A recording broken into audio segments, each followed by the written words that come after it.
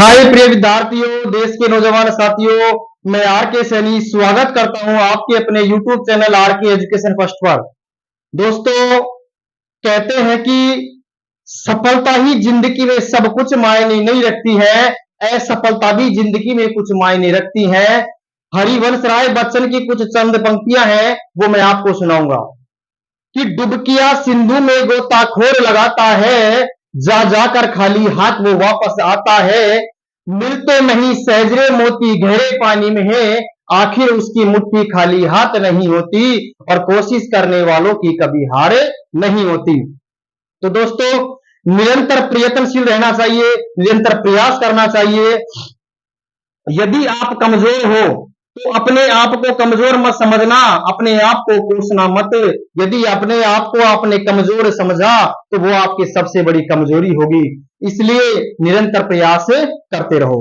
तो दोस्तों, कल अपना टॉपिक था प्रकाश के परावर्तन के नियम, और आज अगला टॉपिक स्टार्ट करेंगे गोलीय दर्पण। ठीक है, आखिर गोलीय दर्पण क्या होता है, गोलीय दर्पण के कितने प्रकार होते हैं, ये सब पढ़ाएंगे अपन को। ठीक है, तो देखो, सबसे पहला टॉपिक स्टार्ट करते हैं अपने गोलीय दर्पण।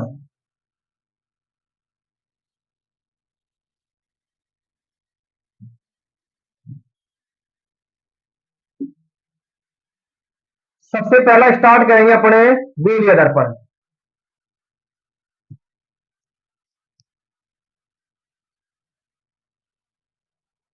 देखो भाई, सबसे पहला टॉपिक स्टार्ट करेंगे अपने गोलीय दर्पण।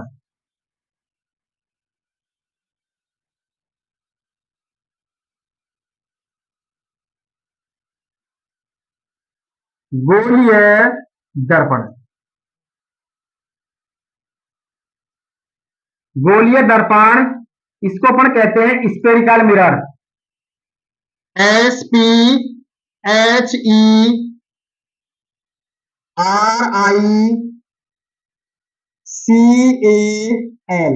स्फेरिकल, MIRROR, क्या बोलते हैं, स्फेरिकल मिरर, जिसको कह सकते हैं गोलीय दर्पण। देखो,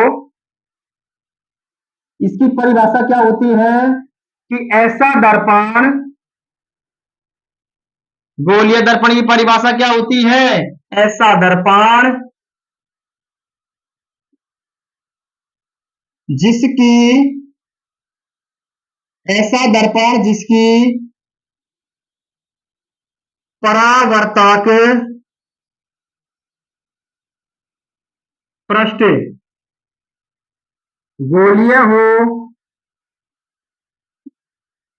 ऐसा दर्पण जिसकी परावर्तक पृष्ठ गोलीय हो, गोलीय दर्पण, गोलीय दर्पण कहलाता है। ऐसा दर्पण जिसकी परावर्तक पृष्ठ गोलीय हो, गोलीय दर्पण कहलाता है। अब देखो, गोलीय दर्पण दो प्रकार का होता है। बताओ कौन कौन सा। पहला होता है अवतल दर्पण। पहला कौन सा होता है, अवतल दर्पण। और दूसरा होता है उत्तल दर्पण। कौन सा होता है, उत्तल दर्पण। ठीक है, तो देखो, गोलीय दर्पण किसे कहते हैं, अर्थात स्फेरिकल मिरर किसे कहते हैं कि ऐसा दर्पण जिसकी परावर्तक पृष्ठ गोलीय हो, गोलीय दर्पण कहलाता है।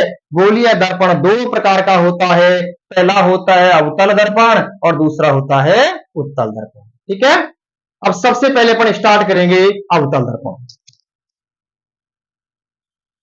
तो देखो भाई, सबसे पहले अपन स्टार्ट करेंगे अवतल दर्पण। आखिर अवतल दर्पण क्या होता है, और अवतल दर्पण से बनने वाले प्रतिबिंबों की स्थितियां क्या होती है, वो सब पढ़ेंगे अपन। तो देखो, सबसे पहले स्टार्ट करते हैं अपने अवतल दर्पण। अवतल दर्पण, हालांकि ये सब टॉपिक आपके पहले थे, लेकिन बेसिक पढ़ना बहुत जरूरी है। वैसे 10th क्लास के अंदर भी आपने पढ़ लिए टॉपिक, 12th के अंदर भी थे और अब भी है, लेकिन ये सब बेसिक रह गया। देखो, अवतल दर्पण को बोलते हैं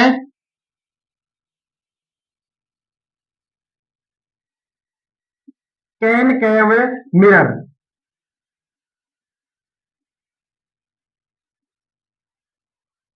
क्या बोलते हैं? Concave mirror. तो देखो, इसकी परिभाषा क्या होगी बताओ। देखो, मैं डायग्राम की सहायता समझाऊंगा आपको कि अवतल दर्पण क्या होता है। अवतल दर्पण होता है कि ऐसा दर्पण जिसकी बाहर की सतह, तो बताओ क्या की गई हो? पॉलिश की गई हो। पॉलिश कह दो या इसको आप रंग कह दो, पॉलिश या रंग की गई हो, जबकि इसकी आंतरिक सतह है वो परावर्तक पृष्ठ के रूप में कार्य करे। जबकि इसकी आंतरिक सतह परावर्तक पृष्ठ के रूप में कार्य करे, कौन सा दर्पण होगा? अवतल दर्पण। देखो, ऐसा दर्पण, ऐसा दर्पण जिसकी बाहरी सतह पर, बाहरी सतह पर पॉलिश, बाहरी सतह पर पॉलिश की गई हो, जबकि आंतरिक सतह, आंतरिक सतह परावर्तक पृष्ठ, परावर्तक पृष्ठ के रूप में कार्य करे, अवतल दर्पण, अवतल दर्पण कहलाता है। अवतल दर्पण कहलाता है। इसे अभिसारी दर्पण भी कहते हैं। इसे अभिसारी दर्पण भी कहते हैं। क्यों? क्योंकि यह सूर्य से आने वाली प्रकाश की किरणों को एक बिंदु पर क्या करता है? केंद्रित करता है। इसलिए अवतल दर्पण को अभिसारी दर्पण भी कहते हैं। ठीक है। अगला टॉपिक है अवतल दर्पण से बनने वाले विभिन्न प्रकार के प्रतिबिंबों की स्थितियां। ठीक है, अगला टॉपिक लिखो। अगला है अवतल दर्पण से बनने वाले प्रतिबिंबों की स्थितियां। अब देखो भाई, अवतल दर्पण से बनने वाले प्रतिबिंबों की स्थितियां होती है कुल मिलाकर के 6, जिनमें से 5 में बनने वाला प्रतिबिंब होगा वास्तविक और उल्टा, जबकि छठी स्थिति में बनने वाला प्रतिबिंब जो होगा वो होगा काल्पनिक और सीधा। तो देखो, अपना अगला टॉपिक है अवतल दर्पण से बनने वाले प्रतिबिंबों, थोड़ा नीचे लिखते हैं इसको,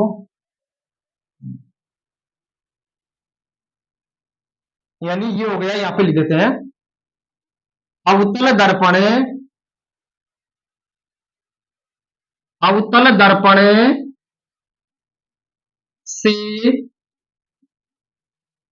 बनने वाले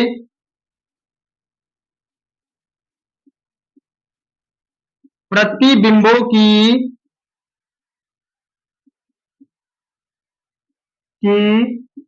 स्थितियां।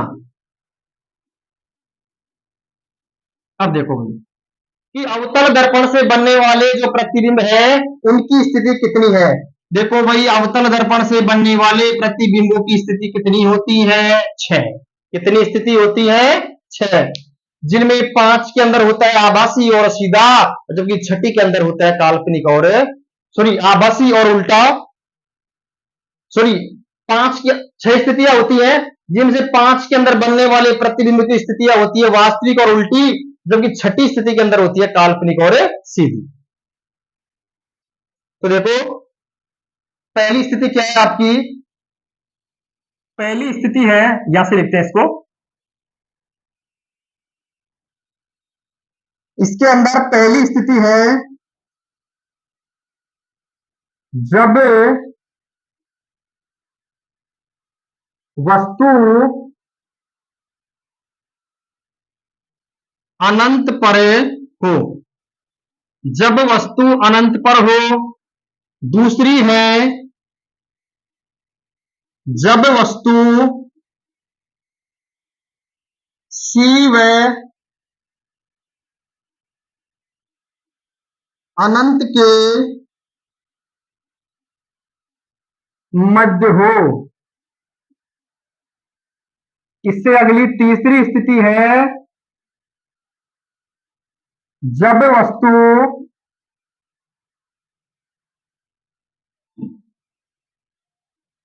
वक्रता केंद्र सी पर उपस्थित हो। ठीक है भाई। और चौथी स्थिति है जब वस्तु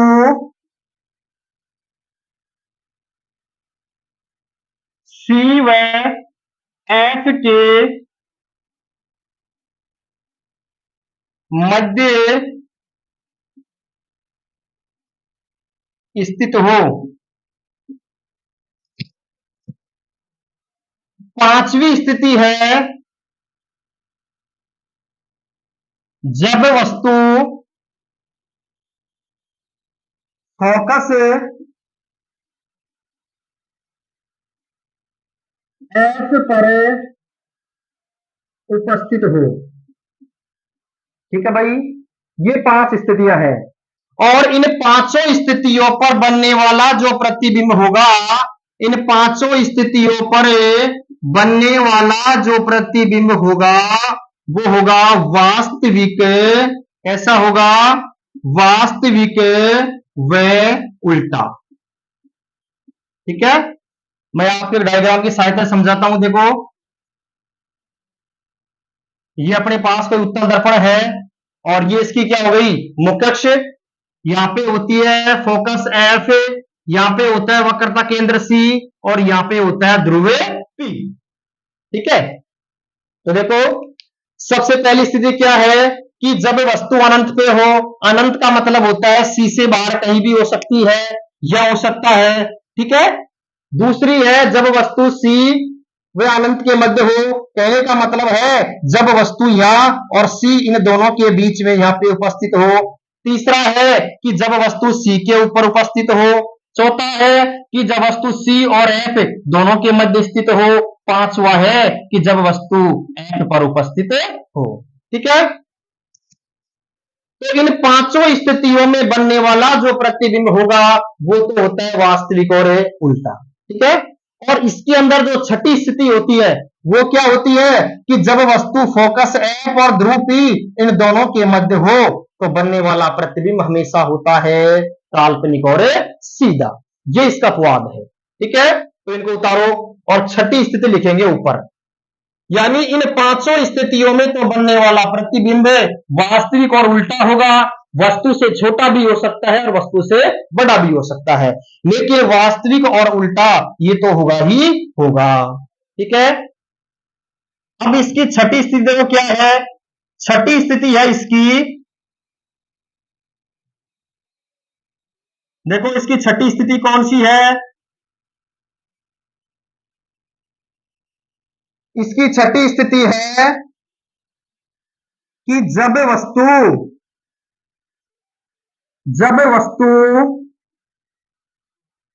जब वस्तु फोकस एफ जब वस्तु फोकस एफ व ध्रुव पी के मध्य स्थित हो। देखो भाई ये ठीक है, तो इस पर बनने वाला जो प्रतिबिंब होगा, बताओ कैसा होगा।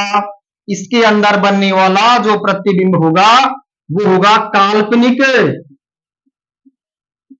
काल्पनिक व सीधा, काल्पनिक व सीधा। ठीक है, तो अवतल दर्पण की जो पांचों स्थितियां होती हैं उन पर बनने वाला प्रतिबिंब होता है वास्तविक और उल्टा, जबकि छठी स्थिति होती है उस पर बनने वाला प्रतिबिंब होता है काल्पनिक और सीधा।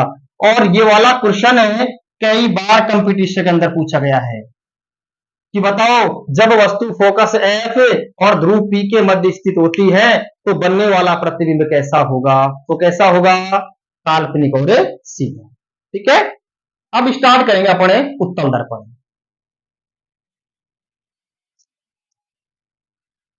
अब स्टार्ट करते हैं अपने उत्तल दर्पण।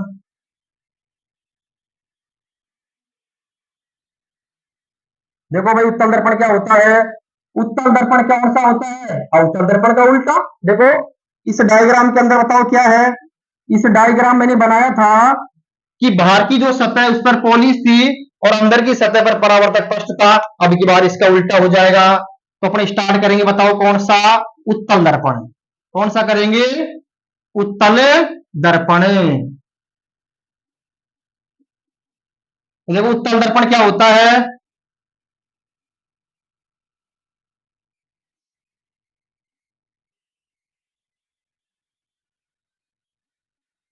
Convex mirror.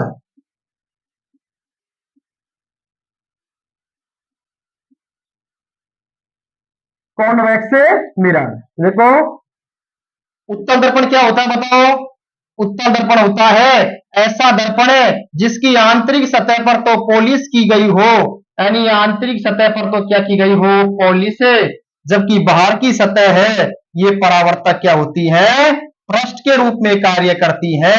कैसा दर्पण कहलाएगा, उत्तल दर्पण। तो लिखो इसमें, ऐसा दर्पण, ऐसा दर्पण जिसकी,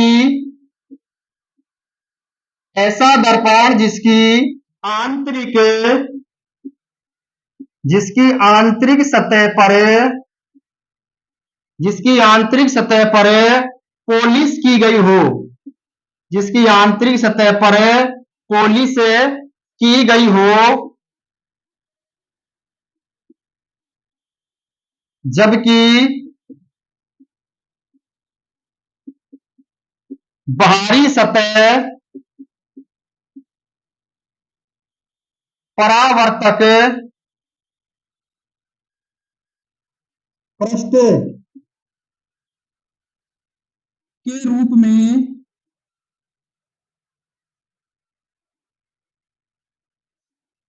कार्य करे।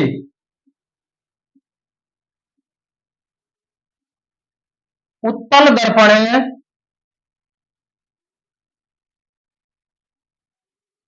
कहलाता है। कौन सा दर्पण कहलाएगा, उत्तल दर्पण। अर्थात इसे अपसारी दर्पण भी कहते हैं, यानी इसे अपसारी दर्पण भी कहते हैं, क्योंकि यह सूर्य से आने वाली प्रकाश की किरणों को क्या कर देता है, प्रसारित कर देता है, अर्थात फैला देता है। इसीलिए उत्तल दर्पण को हमें अपसारी दर्पण भी कहते हैं। ठीक है, अगला है उत्तल दर्पण से बनने वाले प्रतिबिंबों की स्थितियां। उतारो इसे, उत्तल दर्पण से बनने वाले प्रतिबिंबों की स्थितियां। अगला है उत्तल दर्पण से बनने वाले प्रतिबिंबों की स्थितियां। अगला बताओ क्या है, उत्तल दर्पण से बनने वाले प्रतिबिंबों की स्थितियां। देखो भाई, अवतल दर्पण से बनने वाले प्रतिबिंबों की स्थितियां थी 6 और उत्तल दर्पण से बनने वाले प्रतिबिंबों की स्थितियां कितनी है? 2। कितनी है? 2। देखो भाई कौन कौन सी है। पहली स्थिति है कि जब वस्तु अनंत पर उपस्थित हो, और दूसरी स्थिति है जब वस्तु अनंत व ध्रुव पी के मध्य स्थित हो। पहली स्थिति है जब वस्तु अनंत पर उपस्थित हो, और जब वस्तु अनंत व ध्रुव पी के मध्य स्थित हो। तो भाई दोनों स्थितियों में बनने वाला जो प्रतिबिंब होगा, इन दोनों स्थितियों में बनने वाला जो प्रतिबिंब होगा, बताओ कैसा होगा? आभासी, आभासी व सीधा। कैसा होगा? आभासी व सीधा। ठीक है।